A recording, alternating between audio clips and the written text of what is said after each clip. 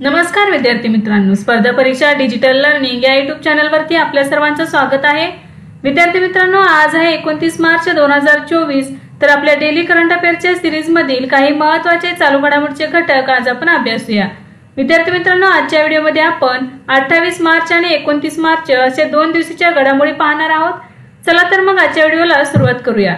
First question आहे, Myanmar मधील भारताचे नवीन राजदूत म्हणून कोणाची निवड करण्यात आली आहे? तर या प्रश्नाचे योग्य उत्तर आहे अभय ठाकूर। मार्च 2024 मध्ये ज्येष्ठ मुत्सद्दी अभय ठाकूर यांची म्यानमार मधील भारताचे नवीन राजदूत म्हणून नियुक्ती करण्यात आली आहे। 2023 मध्ये भारताच्या G20 अध्यक्षपदाच्या वेळी चर्चेला मार्गदर्शन करणाऱ्या टीमचे अभय ठाकूर हे प्रमुख सदस्य होते। ते भारतीय परराष्ट्र सेवेचे 1992 च्या बॅचचे अधिकारी आहेत। सध्या ते परराष्ट्र मंत्रालयात कार्यरत आहेत। नेक्स्ट आहे, एबल पुरस्कार 2024 ने कोणाला सन्मानित करण्यात आले आहे? तर या प्रश्नाचे योग्य उत्तर आहे मिशेल टालाग्रँड। मार्च 2024 मध्ये फ्रान्सच्या मिशेल टालाग्रँड यांना 2024 एबल पुरस्कार प्रदान करण्यात आला आहे। हा पुरस्कार Norwegian academy of science and लेटर्सने French national centre for scientific research Paris यांच्यातर्फे दिला जातो। त्यांना गणितीय भौतिकशास्त्र आणि सांख्यिकीमधील उत्कृष्ट अनुप्रयोगांसह संभाव्यता सिद्धांत आणि कार्यात्मक विश्लेषणासाठी त्यांच्या महत्त्वपूर्ण योगदानासाठी प्रतिष्ठित पारितोषिक देण्यात आले आहे। एबेल पुरस्काराला गणिताचा नोबेल पुरस्कार समजला जातो, तर गणितामध्ये विशेष कार्य करणाऱ्या व्यक्तीला हा पुरस्कार दिला जातो। नेक्स्ट आहे, एव्हरेडीच्या नवीन ब्रँड अँबॅसेडर पदी कोणाची निवड करण्यात आली आहे? तर या प्रश्नाचे योग्य उत्तर आहे नीरज चोप्रा। मार्च 2024 मध्ये एव्हरेडी इंडस्ट्रीज इंडिया या आघाडीच्या बॅटरी ब्रँडने ऑलिम्पिक सुवर्णपदक विजेते भालाफेकपटू नीरज चोप्रा यांची नवीन ब्रँड अँबॅसेडर म्हणून निवड करण्यात आली आहे। त्यांनी या सहयोगाद्वारे नवीन अल्टिमा अल्कलाइन बॅटरी मालिका लॉन्च केली आहे। नेक्स्ट आहे, boxing sub junior national championship 2024 चे विजेतेपद कोणत्या संघाने जिंकले? तर याचे योग्य उत्तर आहे Haryana. Boxing sub junior national championship 2024 ठिकाण आहे उत्तर प्रदेशातील ग्रेटर नोएडा या ठिकाणी। कालावधी होता 18 ते 25 मार्च 2024। हरियाणाने boxing sub junior national championship मध्ये मुले आणि मुली या दोन्ही गटामध्ये 19 पदकांच्या प्रभावी संयुक्त आघाडीसह सांघिक विजेतेपद पटकावले आहे। हरियाणा 64 गुणांसह प्रथम क्रमांकावर राहिले, तर दिल्ली आणि महाराष्ट्र अनुक्रमे 34 आणि 31 गुणांसह दुसऱ्या आणि तिसऱ्या स्थानावर राहिले आहे। नेक्स्ट आहे, WTT फीडर बेरूत स्पर्धेत महिला एकेरीचे विजेतेपद कोणी जिंकले? तर याचे उत्तर आहे श्रीजा अकुला। टेबल टेनिस स्पर्धेत भारताच्या श्रीजा अकुलाने लेबनॉनमध्ये झालेल्या WTT फीडर बेरूत स्पर्धेत 2024 मध्ये महिला एकेरीचे विजेतेपद पटकावले आहे। अकुलाने लक्झेंबर्गच्या सारा डी नुटेचा पराभव करून तिच्या कारकिर्दीतील हे दुसरे WTT एकेरी विजेतेपद पटकावले आहे। WTT फीडर बेरूत स्पर्धेत साथिया ज्ञानसेकरनने पुरुष एकेरीचे विजेतेपद पटकावले। नेक्स्ट आहे, सिनेविस्टार आंतरराष्ट्रीय चित्रपट महोत्सव कोणत्या शहरात आयोजित करण्यात आला आहे? तर याचे योग्य उत्तर आहे चंदीगड। सिनेविस्टार आंतरराष्ट्रीय चित्रपट महोत्सव चंदीगड या शहरात आयोजित करण्यात आला आहे। हा महोत्सव 27 ते 31 मार्च 2024 दरम्यान होणार आहे। अभिनेता बोमन इराणी यांनी कार्यक्रमाचे उद्घाटन केले। तसेच कान्स विजेता फ्रेंच चित्रपट द टेस्ट ऑफ थिंग्स हा पहिला चित्रपट म्हणून दाखवला जाईल। नेक्स्ट आहे, अलीकडेच आर्टिफिशियल इंटेलिजन्सवरील पहिला प्रस्ताव कोणी मंजूर केला आहे? तर याचे योग्य उत्तर आहे संयुक्त राष्ट्र। 22 मार्च 2024 रोजी कृत्रिम बुद्धिमत्तेबाबतचा पहिला ठराव संयुक्त राष्ट्रांच्या आमसभेने मंजूर केला आहे। या प्रस्तावामुळे कृत्रिम बुद्धिमत्तेसारख्या नवीन तंत्रज्ञानाला जागतिक पाठबळ मिळाले आहे। दरवर्षी सदस्य देशांच्या प्रतिनिधींसोबत संयुक्त राष्ट्र महासभेची परिषद भरते। डेनिस फ्रान्सिस हे संयुक्त राष्ट्र महासभेच्या 78व्या सत्राचे अध्यक्ष आहेत। विकसित श्रीमंत देश आणि गरीब विकसनशील देश यांच्यातील डिजिटल दुरावा कमी करणे आणि ते सर्व AI वर चर्चेत आहेत हे सुनिश्चित करणे हे या ठरावाचे उद्दिष्ट आहे। नेक्स्ट आहे, नुकतीच UPSC मध्ये संचालक म्हणून कोणाची नियुक्ती करण्यात आली आहे? तर याचे योग्य उत्तर आहे हंसा मिश्रा। मार्च 2024 मध्ये केंद्रीय लोक सेवा आयोगाच्या संचालकपदी नियुक्तीसाठी हंसा मिश्रा यांची निवड करण्यात आली आहे। त्यांची केंद्रीय कर्मचारी योजनेअंतर्गत 5 वर्षांसाठी नियुक्ती करण्यात आली आहे। 2010 च्या बॅच मधील Indian audit and account service अधिकारी आहेत। केंद्रीय लोक सेवा आयोग ही घटनात्मक संस्था आहे। नेक्स्ट आहे MTBVAC लसीच्या क्लिनिकल चाचण्या भारतात सुरू झाल्या आहेत. तर हे कोणत्या रोगाशी संबंधित आहे? तर याचे उत्तर आहे क्षयरोग. मार्च 2024 मध्ये भारत बायोटेक इंटरनॅशनल लिमिटेडने प्रौढांवर क्षयरोग लस MTBVACच्या क्लिनिकल चाचण्या सुरू केल्या आहेत. भारत बायोटेकच्या मध्ये टीबीची ही पहिली लस आहे. स्पॅनिश फार्मास्युटिकल कंपनी बायोफॅब्रीने मानवी स्रोतांपासून ते तयार केले आहे. नेक्स्ट आहे नुकत्याच झालेल्या पॅरा पॉवर लिफ्टिंग विश्वचषक स्पर्धेत 59 किलो वजनी गटात सुवर्ण पदक कोणी जिंकले? तर याचे उत्तर आहे विनय. भारताच्या विनयने इजिप्तमध्ये पार पडलेल्या पॅरा पॉवर लिफ्टिंग विश्वचषक स्पर्धेत चमकदार कामगिरी करत 59 किलो युवा गटात 120 किलो वजन उचलून सुवर्ण पदक जिंकले आहे. 18 वर्षीय ॲथलीट विनय हा उत्तर प्रदेशातील गोरखपूरचा रहिवासी आहे. या स्पर्धेत इजिप्तच्या अहमद अब्देल कादरने रौप्य पदक पटकावले आहे. नेक्स्ट आहे फुल बहादूर या मागे कादंबरीचा प्रथमच इंग्रजीत अनुवाद कोणी केला आहे? तर याचे उत्तर आहे अभय के. फुल बहादूर या मागे कादंबरीचा प्रथमच अभय के यांनी इंग्रजीत अनुवाद केला आहे.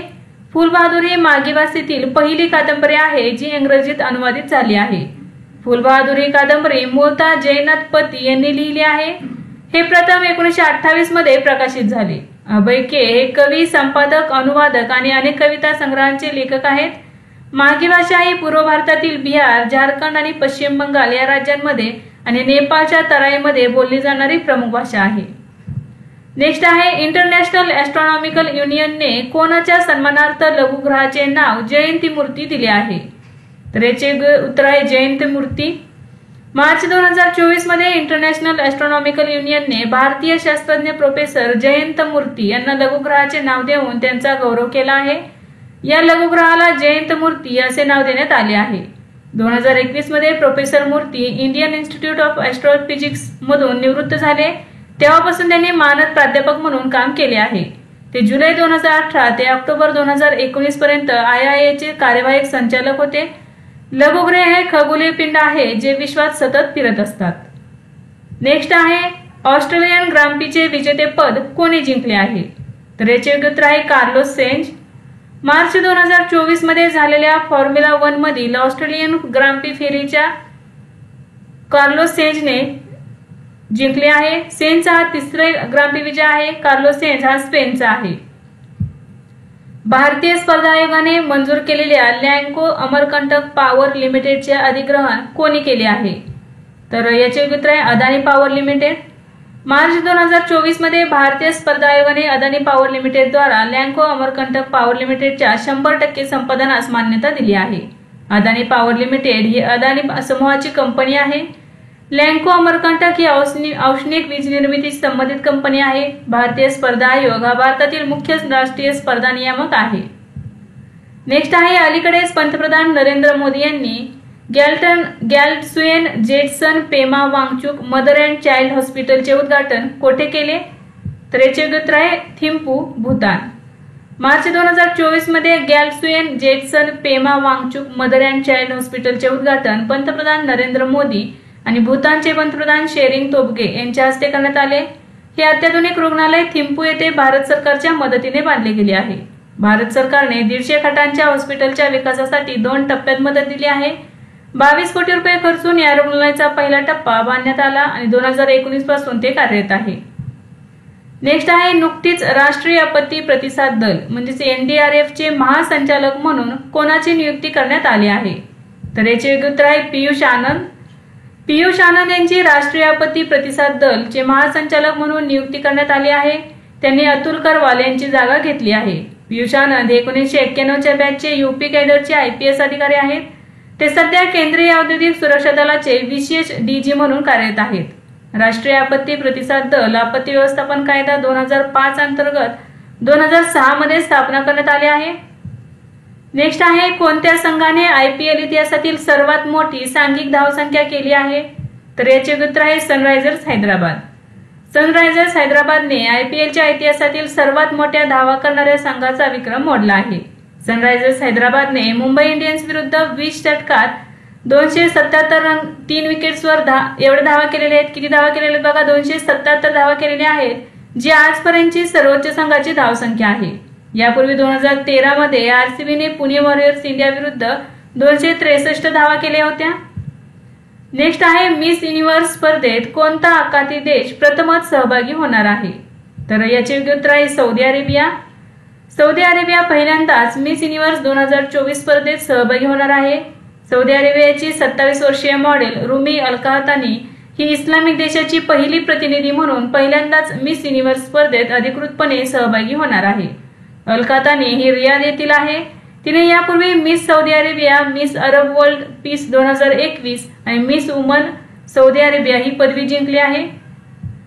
नेक्स्ट आहे ब्रँड फायनान्स इन्शुरन्स 100 2024 नुसार सर्वात मजबूत विमा ब्रँड कोणता आहे? तर याचे उत्तर आहे LIC. ब्रँड फायनान्स इन्शुरन्स 100 2024च्या अहवालानुसार विमा company life insurance corporation of India म्हणजेच LIC हा जागतिक स्तरावर सर्वात मजबूत विमा ब्रँड म्हणून उदयास आला आहे. या अहवालानुसार LICचे ब्रँड मूल्य 9.8 बिलियन अमेरिकन डॉलरवर स्थिर आहे. ब्रँड स्ट्रेंथ इंडेक्स स्कोअर 88.3 आणि संबंधित AAA ब्रँड स्ट्रेंथ रेटिंगसह अव्वल स्थानी राहिले. कॅथे लाईफ इन्शुरन्स हा दुसऱ्या क्रमांकाचा मजबूत ब्रँड आहे, ज्याच्या ब्रँड मूल्यात 408 अब्ज रुपयांची लक्षणीय वाढ झाली आहे. नेक्स्ट आहे अलीकडेच सुरू करण्यात आलेला निमू पदमदारचा रस्ता कोणत्या दोन राज्यांना जोडतो? तर याचे उत्तर आहे लडाख आणि हिमाचल प्रदेश. 25 मार्च 2024 रोजी बॉर्डर रोड ऑर्गनायझेशनने हिमाचल प्रदेशला लडाखमधील धोरणात्मक निमू पदमदाराचा रस्त्याचे उद्घाटन केले. हा 298 किलोमीटर लांबीचा रस्ता आहे. हा रस्ता मनाली ते लेहला कारगिल लेह महामार्गावरील दारच्या आणि निमू मार्गे मनालीला लेहशी जोडेल. हा रस्ता आता मनाली लेह आणि श्रीनगर लेह व्यतिरिक्त लडाखला अंतर्भागाशी जोडणारा तिसरा मार्ग असणार आहे. निमू पदमदारच्या रस्ता किंवा झांस्कर महामार्ग लडाख आणि हिमाचल प्रदेश या केंद्रशासित प्रदेशाला जोडतो. तर बघा नवीन निमू पदमदारचा रस्ता सुरू करण्यात आलेला आहे, तो कोणत्या केंद्रशासित प्रदेशाने राज्याला जोडतो? तर लडाख आणि हिमाचल प्रदेश. नेक्स्ट आहे अलीकडेच कोणत्या कंपनीने त्रिशूल ड्रोन लॉन्च केले आहे? तर याचे उत्तर आहे गरुडा एरोस्पेस. मार्च 2024 मध्ये ड्रोन निर्माती कंपनी गरुडा एरोस्पेसने सीमा गस्तीवर नजर ठेवणारे ड्रोन त्रिशूल लॉन्च केले आहे. बॉर्डर पेट्रोलिंग ड्रोन त्रिशूलचा वापर लोकांच्या हालचालींवर लक्ष ठेवण्यासाठी, नैसर्गिक आपत्तींवर लक्ष ठेवण्यासाठी आणि वाहतुकीचे मूल्यांकन करण्यासाठी केला जाऊ शकतो. गरुडा एरोस्पेस प्रायव्हेट लिमिटेड ही चेन्नई येथील ड्रोन स्टार्टअप कंपनी आहे. त्याची स्थापना 2015 मध्ये झाली होती. गरुडा एरोस्पेसचे संस्थापक अग्निश्वर जयप्रकाश आणि रितिका मोहन हे आहेत. तर अग्निश्वर जयप्रकाश हे या कंपनीचे CEO आहेत. भारतीय क्रिकेटपटू महेंद्रसिंग धोनी हा त्याचा ब्रँड अँबॅसेडर आणि शेअर होल्डर आहे. नेक्स्ट आहे भारतातील कोणते शहर आशियातील अब्जाधीशांची राजधानी बनले आहे? तर याचे उत्तर आहे मुंबई. मार्च 2024 मध्ये जारी करण्यात आलेल्या वरुण रिसर्चनुसार आशियातील सर्वाधिक अब्जाधीश मुंबईत राहतात. भारताच्या आर्थिक राजधानीत आता 92 अब्जाधीश आहेत. चीनची राजधानी बीजिंगमध्ये 91 अब्जाधीश आहेत. चीनमध्ये सर्वाधिक अब्जाधीश आहेत किती आहेत बघा 1814 अब्जाधीश आहेत. त्यानंतर अमेरिकेत 800 आहेत. या अहवालानुसार 271 अब्जाधीशांसह जगातील सर्वात श्रीमंत लोकांच्या यादीत भारत तिसऱ्या क्रमांकावर आहे. तर अब्जाधीशांच्या बाबतीत मुंबई जागतिक स्तरावर तिसऱ्या क्रमांकावर आहे. बघा आशियामध्ये पहिल्या क्रमांकावर आहे आणि जागतिक स्तरावर तिसऱ्या क्रमांकावर आहे. नेक्स्ट आहे अलीकडेच मशीन टू मशीन कम्युनिकेशनसाठी एम्बेडेड सिमचा वापर यावर शिफारशी कोणी जारी केल्या आहेत? तर भारतीय दूरसंचार नियामक प्राधिकरणने. मार्च 2024 मध्ये भारतीय दूरसंचार नियामक प्राधिकरणने मशीन टू मशीन कम्युनिकेशनसाठी एम्बेडेड सिमचा वापर याविषयी आपल्या शिफारसी प्रसिद्ध केल्या आहेत. भारतीय दूरसंचार नियामक प्राधिकरण ही भारतीय दूरसंचार नियामक प्राधिकरण कायदा 1997 अंतर्गत भारत सरकारने स्थापन केलेली नियामक संस्था आहे. नेक्स्ट आहे कोणता देश भारताचा 5वा सर्वात मोठा कच्च्या तेलाचा पुरवठादार बनला आहे? तर याचे उत्तर आहे व्हेनेझुएला. फेब्रुवारी 2024 मध्ये व्हेनेझुएला भारताला कच्च्या तेलाचा पुरवठा करणारा 5वा सर्वात मोठा पुरवठादार बनला आहे. व्हेनेझुएला हा जगातील सर्वात मोठा कच्चा तेल साठा असलेला देश आहे. 2019 पर्यंत अमेरिका आणि चीन नंतर भारत हा व्हेनेझुएलाच्या कच्च्या तेलाचा तिसरा सर्वात मोठा खरेदीदार होता. भारताच्या एकूण आयातीत व्हेनेझुएलाचा वाटा फक्त 4 ते 5% आहे. सध्या रशिया हा भारताचा सर्वोच्च तेल पुरवठादार आहे. नेक्स्ट आहे भारतीय नौदलाने हिंदी महासागरात सुरू केलेल्या ऑपरेशनचे नाव काय आहे? तर याचे उत्तर आहे ऑफ संकल्प म्हणजेच ऑपरेशन संकल्प. इस्रायल हमास संघर्षाला प्रत्युत्तर देण्यासाठी भारतीय नौदलाने हिंदी महासागरात संकल्प किंवा त्याला ऑपरेशन संकल्प असेही म्हणता येईल, तर हे ऑपरेशन सुरू केले आहे. 5000हून अधिक कर्मचारी आणि 21 जहाजे तैनात करून या मोहिमेने चाचेगिरी, दहशतवाद आणि इतर अपारंपरिक धोक्यांपासून सागरी मार्ग सुरक्षित केले आहेत. नेक्स्ट आहे, अलीकडेच UP board of Madrasa education कायदा 2004 कोणत्या उच्च न्यायालयाने असंवैधानिक घोषित केला आहे? तर याचे उत्तर आहे अलाहाबाद उच्च न्यायालय. 22 मार्च 2024 रोजी उत्तर प्रदेश मदरसा शिक्षण मंडळ कायदा 2004 अलाहाबाद उच्च न्यायालयाने असंवैधानिक आणि धर्मनिरपेक्षतेच्या तत्वांचे उल्लंघन करणारा घोषित केले आहे. अलाहाबाद उच्च न्यायालयाने राज्य सरकारला सध्याच्या विद्यार्थ्यांना औपचारिक शालेय शिक्षण पद्धतीत सामावून घेण्यास सांगितले आहे. अंशुमन सिंह राठौर नावाच्या व्यक्तीने दाखल केलेल्या रिट याचिकेवर न्यायालयाच्या लखनौ खंडपीठाचे न्यायमूर्ती विवेक चौधरी आणि न्यायमूर्ती सुभाष विद्यार्थी यांच्या खंडपीठाने कायदा असंवैधानिक घोषित केला. मदरशांचे व्यवस्थापन शिक्षण विभागाऐवजी अल्पसंख्याक कल्याण विभागाकडून केले जाते, यावर याचिकाकर्त्याने आक्षेप घेतला होता. नेक्स्ट आहे, डिजिटल सार्वजनिक पायाभूत सुविधा परिषद कोठे आयोजित करण्यात आली आहे? तर याचे उत्तर आहे कोलंबो, श्रीलंका. मार्च 2024 मध्ये डिजिटल सार्वजनिक पायाभूत सुविधा परिषद श्रीलंकेतील कोलंबो येथे आयोजित करण्यात आली. याची थीम होती सक्षम करा, समृद्ध करा. डिजिटल पब्लिक इन्फ्रास्ट्रक्चर म्हणजे असे नेटवर्क जिथे देशाचे सरकार देशातील नागरिकांना सर्व आर्थिक आणि सामाजिक सेवा सुरक्षितपणे आणि त्वरित प्रदान करू शकते. नेक्स्ट आहे, अलीकडेच जपानमधील सिद्धम कॅलिग्राफी ऑफ संस्कृत हायरोनिमस आणि संस्कृत हस्तलिखित पुस्तके कोठे प्रकाशित झाले आहेत? तर याचे उत्तर आहे नवी दिल्ली. मार्च 2024 मध्ये भारत आणि जपान यांच्यातील गहन सांस्कृतिक संबंधांवर लिहिलेल्या सिद्धम कॅलिग्राफी ऑफ संस्कृत हायरोनिमस आणि संस्कृत मॅन्युस्क्रिप्ट्स फ्रॉम जपान या 2 पुस्तकांचे Indira Gandhi national institute of arts Delhi येथे प्रकाशन करण्यात आले. Indira Gandhi national centre for the arts हे कला क्षेत्रातील संशोधन आणि शैक्षणिक संशोधन केंद्र आहे. 19 नोव्हेंबर 1985 रोजी हे केंद्र सुरू करण्यात आले. तर विद्यार्थी मित्रांनो, आज आपण काही महत्त्वाचे चालू घडामोडी पाहिले. यासारखेच नवनवीन व्हिडिओ पाहण्यासाठी चॅनलला लाईक करा आणि सबस्क्राईब करायला विसरू नका. धन्यवाद.